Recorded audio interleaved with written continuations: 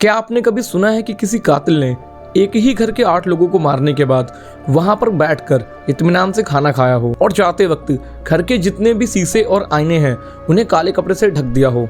सुनने में थोड़ा अजीब लग रहा है ना, लेकिन ठीक ऐसा ही मंजर हुआ विलिस्का के घर के साथ, जहां कातिल ने 8 घर वालों को बड़ी बेरहमी से कुल्हाड़ी से मार दिया, जिसमें 2 बड़े और 6 छोटे बच्चे शामिल थे। लेकिन सबसे रहस्यमयी बात यह है, इतने साल बीत जाने के बाद अभी भी उस कातिल का पता नहीं चला है और यह केस एक रहस्य बन के रह गया है। तो चलिए पर्दा उठाते हैं इतिहास के इन्हीं काले पन्नों से, जिसे दुनिया जानती है द विलिस्का एक्स मर्डर केस के नाम से। कहानी है विलिस्का के मूर परिवार की, जहां जोसिया मूर और उनकी पत्नी सारा मूर हंसी खुशी अपना जीवन बिता रहे होते हैं। उनके 4 बच्चे हैं, हरमन जिसकी उम्र 11 साल है, उससे छोटी मैरी जिसकी उम्र 10 साल है, और उससे छोटा आर्थर जो 7 साल का है, और सबसे छोटा बेटा पॉल जिसकी उम्र महज 5 साल है। ये सब हंसी खुशी अपना जीवन बिता रहे होते हैं। एक दिन 9 जून सन 1912 को इनके घर के पास में एक चर्च होता है जिसका नाम है प्रेस्बिटेरियन चर्च। यहाँ पर हर साल की तरह इस बार भी चिल्ड्रन डे नाम का एक फंक्शन करवाया जाता है, जिसको करवाने वाली कोई और नहीं जोसिया मूर की पत्नी सारा मूर होती है। और इस फंक्शन को देखने के लिए इनका पूरा घर चर्च के लिए जाता है, क्योंकि ये फंक्शन बच्चों के लिए होता है। और इसीलिए इनकी बेटी मैरी अपनी 2 दोस्तों ईना स्टिलेंजर जो कि 8 साल की है और लेना स्टिलेंजर जो कि 12 साल की है, दोनों को साथ में चर्च ले जाते हैं। और ये दोनों भी आपस में बहनें होती हैं। और लगभग प्रोग्राम रात के 9:30 बजे तक चलता है। और अब सब लोग डिसाइड करते हैं कि वो लोग पैदल चल के ही घर जाएंगे, और ये लोग 10 बजे तक लगभग चलते चलते अपने घर आ जाते हैं। घर आने के बाद सब लोग खाना वाना खाते हैं, और अभी काफी ज्यादा रात हो चुकी होती है। और इसलिए मैरी अपनी दोनों दोस्तों को उनके घर पे रुकने के लिए कहती है, और जोसिया मूर उन दोनों बहनों के घर पे कॉल करके इन्फॉर्म कर देते हैं कि उनकी बेटी को हम लोग कल सुबह छोड़ जाएंगे। और सब कुछ ठीक चल रहा होता है, और सब लोग लगभग 11 बजे तक खाना खा पी के अपने अपने रूम में सोने के लिए चले जाते हैं। और अब सुबह होती है, लगभग सभी लोग अपने अपने घरों से काम करने के लिए निकल चुके होते हैं। और वहीं उनकी पड़ोसी जिनका नाम पैखम है, वो काफी देर से ये नोटिस कर रही होती है कि लगभग इस समय तक इनके घर में सभी लोग घर से निकल आते हैं, और इतनी देर हो जाने के बावजूद अभी तक कोई इनके घर से बाहर नहीं आया। इसलिए पैखम इनके घर के पास जाती हैं और दरवाजा खटखटाती हैं, लेकिन अंदर से कोई भी रिस्पॉन्स नहीं आता। और वो ये भी देखती है कि जो उनकी मुर्गियां जो घर के बाहर पली हैं, उनको अभी तक खाना भी नहीं डाला गया है, जबकि हर रोज जोसिया मूर सुबह सुबह उठ के अपनी मुर्गियों को खाना सबसे पहले डाल के जाते हैं। और यह बात उनको बहुत अजीब लगती है। और अब पैखम बहुत देर से गेट खटखटा रही होती हैं, चिल्ला रही होती हैं, लेकिन अभी तक गेट में कोई रिस्पॉन्स नहीं आता।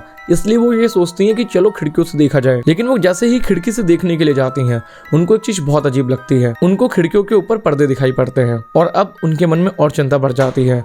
काफी देर आवाज लगाने के बावजूद अभी तक उनके घर से कोई बाहर नहीं आया होता है। इसलिए पैखम अपने घर जाती हैं और जोसिया मूर के बड़े भाई रॉस मूर को फोन करती हैं, और रॉस मूर थोड़ी देर बाद उनके घर पे आता है। रॉस मूर भी काफी देर तक गेट खटखटाता है और कोई रिस्पॉन्स नहीं आता। तो रॉस डुप्लीकेट चाबी से उनके गेट को खोलता है। अब रॉस घर के अंदर जाता है, क्योंकि गेस्ट रूम सबसे पहले था, तो वो वहीं पर जाके चेक करता है, और उसे जो सामने दिखाई पड़ता है वो उसका दिल दहला देता है। सामने पड़ी होती है ईना और लीना की लाश, जो कि महज 12 साल और 8 साल की होती हैं। वो रॉस इतना डर जाता है और वो जल्दी से ऊपर की तरफ जाता है। उसको दिखाई पड़ती हैं जोसिया मूर और सारा मूर की लाश, और साथ में उनके 4 बच्चों की लाश। और यह मंजर देख के तुरंत रॉस मूर और पैखम विलिस्का के पीस ऑफिसर हैंक हॉटन को कॉल करती है, जो कि थोड़ी देर बाद वहां पहुंचते हैं। हैंक हॉटन अपनी टीम के साथ यहां जांच पड़ताल शुरू करते हैं, और उनकी तलाश के अनुसार जो चीजें सामने नजर में आई वो एकदम दिल दहलाने वाली थी। कातिल पहले से ही इनके घर के एटिक में छुपा बैठा था।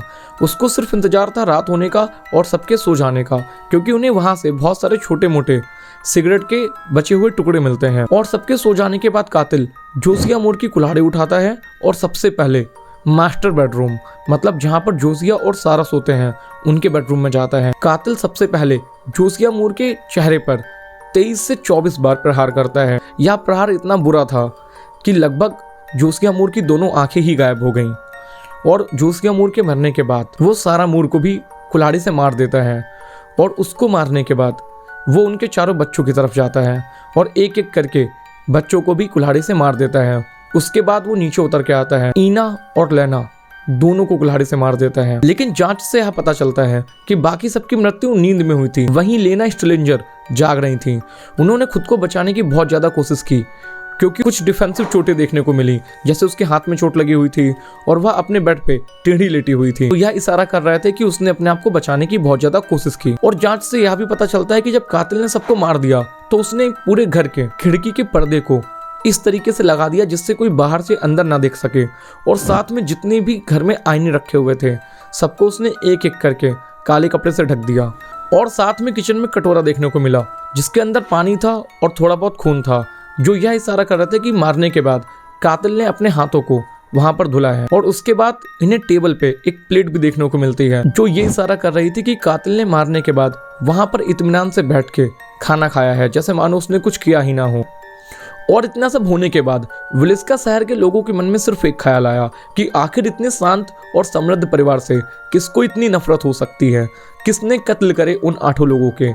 और सबकी निगाहें घूमती हैं शहर के सबसे ताकतवर व्यक्ति सेनेटर फ्रैंक जोन्स की तरफ, जिसके लिए जोसिया मूर ने लगभग उसकी कंपनी में 7 साल तक काम किया। और सन 1907 में उसने उसकी कंपनी को छोड़कर अपनी खुद की एक कंपनी शुरू कर दी, और यहीं से जोसिया और जॉन्स के बीच में दुश्मनी शुरू हो गई। उसने धीमे धीमे करके इनके सारे कस्टमर्स को एक एक करके छीन लिया, और उसने फ्रैंक के सबसे बड़े अकाउंट जॉन डियर को भी छीन लिया। और इसकी वजह से फ्रैंक का बहुत नुकसान होता है, और इनके बीच में नफरत इतनी ज्यादा बढ़ जाती है कि ये लोग एक दूसरे की शक्ल तक देखना नहीं पसंद करते हैं। और यहाँ तक ये भी कहा गया कि जब ये दोनों एक दूसरे को सड़क पे देखते थे तो ये लोग अपने रास्ते बदल लेते थे। और साथ में ये भी अफवाह फैली थी कि फ्रैंक जोन्स की बहू का जोसिया मूर के साथ अफेयर है, और हो सकता इन्हीं सारी कारणों की वजह से फ्रैंक ने जोसिया मूर के पूरे परिवार की जान ले ली हो।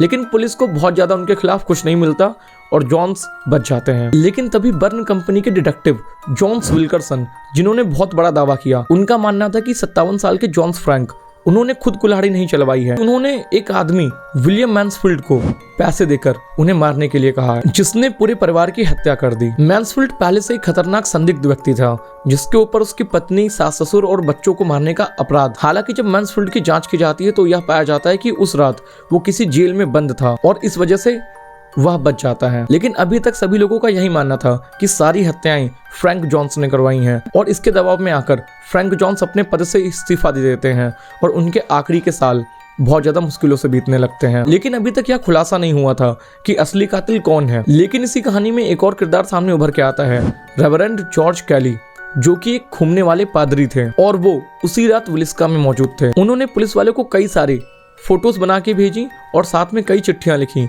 जिसके अंदर ऐसी ऐसी बातें छुपी थी जो सिर्फ कातिल जानता था। इसी वजह से सन 1917 को रेवरेंड को गिरफ्तार कर लिया जाता है। कई घंटों की पूछताछ चलने के बाद रेवरेंड पहले तो अपना गुनाह कबूल करते हैं, लेकिन बाद में अपनी बात से मुकर जाते हैं और उनके ऊपर 2 बार केस भी किया जाता है, लेकिन दोनों बार सबूतों की कमी की वजह से उनको बरी कर दिया जाता है। यहीं पर अब शक जाता है एक अजनबी व्यक्ति पे, जिसका नाम है एंड्रयू सायर। वो उस रात विलिस्का की कुछ गलियों में घूमते हुए दिखा था, और साथ में सुबह जब वह ब्रिज गैंग के पास पहुंचता है तो उसके पूरे कपड़े कीचड़ से सने होते हैं। यह देखकर लोगों को काफी ज्यादा अजीब लगता है, और वह हर दिन काम के समय काम को छोड़कर अखबार पढ़ने बैठ जाता है, और वह बार बार यह जानने की कोशिश करता है कि विलिस्का में जो हत्याकांड हुए हैं उसका क्या सीन है। और वह लगातार अपने कुल्हाड़ी के पास सोता था, और यह लोगों को काफी अजीब लगता है, और पुलिस उसे भी छोड़ देती है, क्योंकि जिस रात को हत्या हुई थी उस रात को वो भी किसी जेल में बंद था। और इतना सब होने के बावजूद अभी तक कातिल हाथ में नहीं आया था।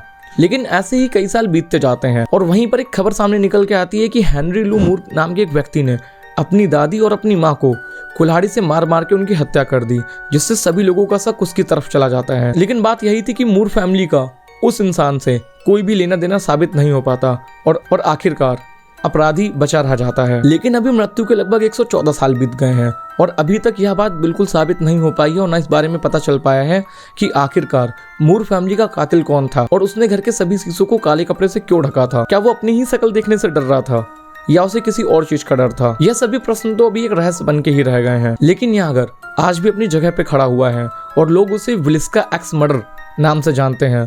लोग यहाँ पर रुकने के लिए काफ़ी ज़्यादा पैसे देते हैं, और लोगों का यह भी कहना है कि रात में अभी उन्हें यहाँ से कुल्हाड़ी की आवाज़, बच्चों की रोने की आवाज़ और बहुत सारी अजीब अजीब आवाज़ें सुनाई पड़ती हैं, और आज भी कातिल की शक्ल अंधेरे में दफन है। और इसी के साथ यह मर्डर मिस्ट्री समाप्त हो जाती है। और हाँ, अगर आपको मेरी वीडियो पसंद आई है तो चैनल को सब्सक्राइब करना ना भूलें। मिलते हैं ऐसे किसी और वीडियो के साथ, तब तक के लिए जय हिंद।